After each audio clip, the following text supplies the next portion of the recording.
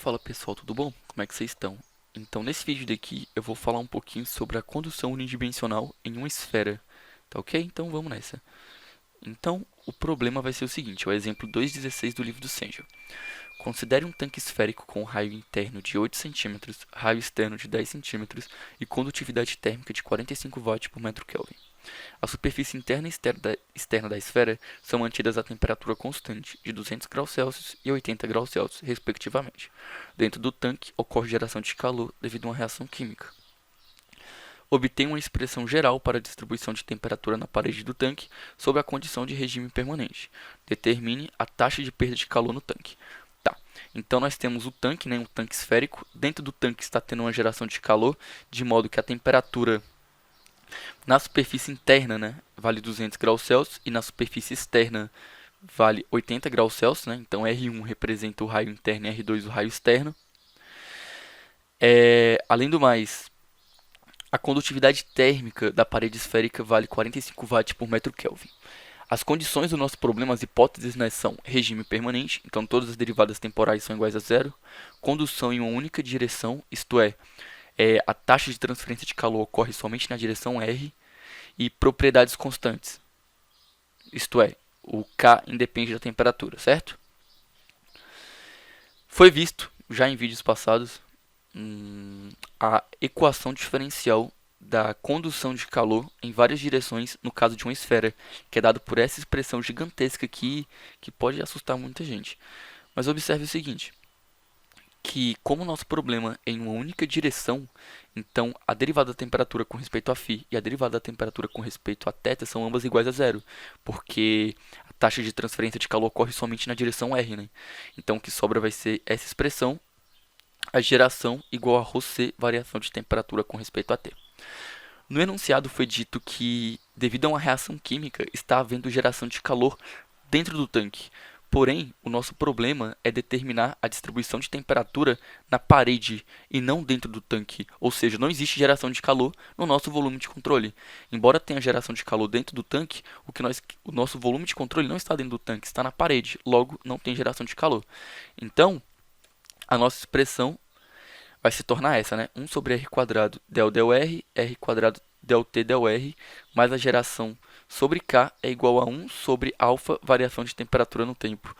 Como em regime permanente essa derivada temporal é igual a zero, como não tem geração isso é igual a zero, o que vai sobrar é que esse termo é igual a zero. E como isso daqui é diferente de zero, o que sobra é simplesmente que dt dr, que multiplica r quadrado dt dr é igual a zero, né? d dr. Beleza? Então eu vou ter essa equação diferencial. Observe que, para a derivada de alguma coisa dar zero, essa coisa tem que ser constante. Então, r quadrado dt dr é igual a uma constante c1. Posso dividir dos dois lados por r quadrado, de modo que eu vou ter que dt dr é igual a c1 sobre r quadrado. Eu posso passar o dt multiplicando e integrar dos dois lados com respeito a r, né? Qual é a integral de 1 sobre r quadrado? A integral de 1 sobre r quadrado é menos 1 sobre r, né? Então, a integral de 1 sobre r quadrado vai ser menos 1 sobre r mais uma nova constante. Daí, eu terei que tr vai ser igual a menos c1 sobre r mais c2. Beleza? Então, essa expressão ela me dá a distribuição de temperatura na parede da esfera. Agora, o nosso problema é determinar C1 e C2. E eu conheço a temperatura no raio interno e conheço a temperatura no raio externo. Então, essas duas temperaturas serão as minhas condições de contorno para determinar as constantes. Beleza, então, aplicando as condições de contorno. Então, eu vou dizer que quando o raio for R1, a minha temperatura vale T1. E quando o raio for R2, a minha temperatura vale T2. De modo que eu cheguei nessas duas expressões. E eu vou subtrair a expressão 1 da expressão 2. Então, subtraindo 1 de 2, eu terei T1 menos T2 é igual a C1. Porque o C2 vai cancelar, né?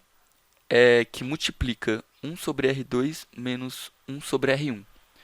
Ok? Então, T1 menos T2 vai ser C1 igual a C1, que multiplica 1 sobre R2 menos 1 sobre R1.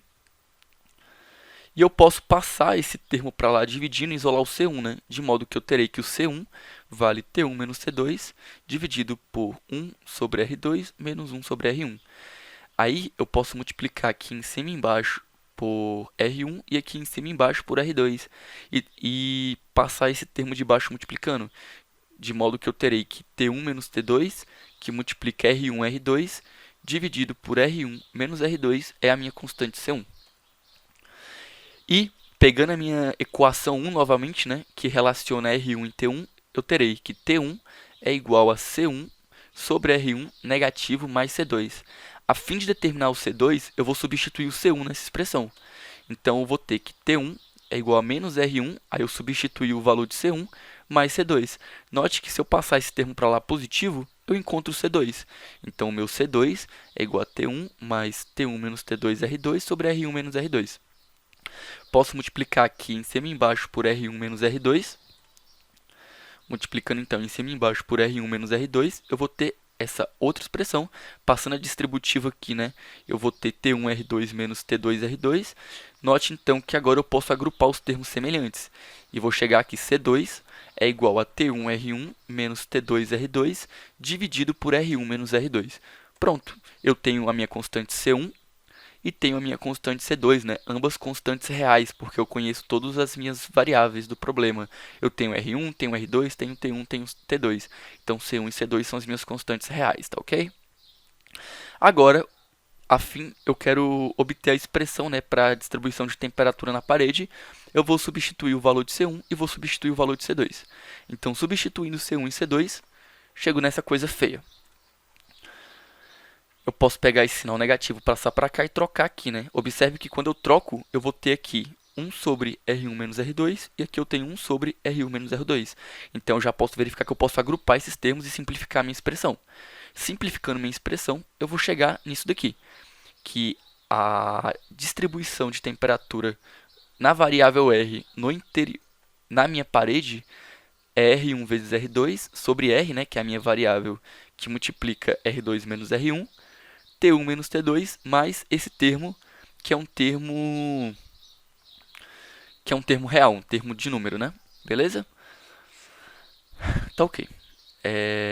Agora eu quero calcular a minha taxa de transferência de calor. Para calcular a taxa de transferência de calor, é menos a condutividade térmica, a área da superfície, né, dT/dr. Beleza? Eu quero salientar também, ó, lá na parede plana nós tínhamos uma expressão que era linear, né? Era uma reta. Lá no cilindro nós tivemos uma expressão que era logarítmica. Aqui eu tenho uma expressão que é o inverso de r, né?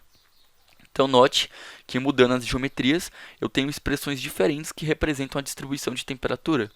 Eu posso pegar então essa expressão dentro do meu domínio e plotar um gráfico da distribuição de temperatura naquela parede para ter um conhecimento melhor sobre do que eu estou trabalhando, beleza? Tá, eu quero determinar agora a taxa de transferência de calor. Então, observe que envolve a derivada da função temperatura com respeito a R. Pois bem, eu vou pegar essa função aqui e vou derivar com respeito a R. Note que esse termo aqui, como é constante, ele é zero. Tudo isso daqui é constante e sai para fora. Então, eu vou derivar simplesmente 1 sobre R. E quanto é a derivada de 1 sobre R? Exatamente, menos 1 sobre R quadrado. Então, eu vou ter que dT/dr vai ser essa expressão aqui. Aí eu vou pegar o dT/dr e vou substituir na taxa de transferência de calor e também vou substituir o valor da área.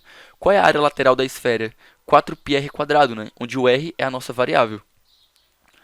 Então, eu vou substituir isso na expressão da taxa de transferência de calor.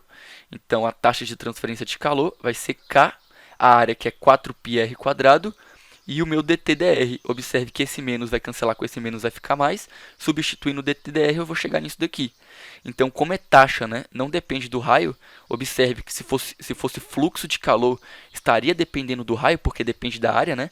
Mas como é taxa de transferência de calor, não depende do raio, uma vez que é um problema sem geração de calor na parede e é um problema em regime permanente. Então, a taxa de transferência de calor que entra na parede tem que ser igual à taxa de transferência de calor que sai. Então, independe do raio. Então, eu vou cancelar esse r² com esse r². E vou chegar nisso daqui. Substituindo T1, T2, K, R1 e R2, eu vou chegar com a minha taxa de transferência de calor. A minha taxa de perda de calor, né, da esfera para o meio é de 27,1 kW. Bom, Cheguei na minha expressão da taxa de transferência de calor, também determinei a distribuição de temperatura dentro da esfera. O proposto era resolver essa questão. Acredito que por aqui tá bom. Espero que vocês tenham compreendido. Muito obrigado por assistir e até a próxima.